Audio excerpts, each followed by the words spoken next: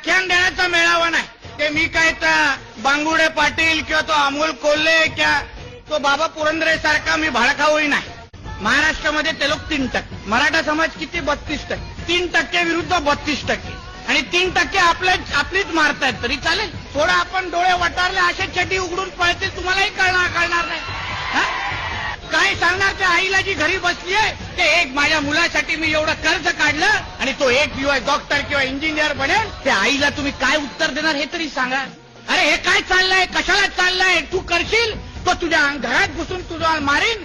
ही जोपर्यंत आपण मानसिकता तयार करत नाही तोपर्यंत मराठा समाजाला आरक्षण मिळूच शकत नाही, हे मी या व्यासपीठाच्या माध्यमातून सांगतो. ते आमचे शिवशाहीर होते, त्यांनी त्यांच्या शैलीमध्ये त्या बाबा पुरंदरेची इज्जत काढली ना.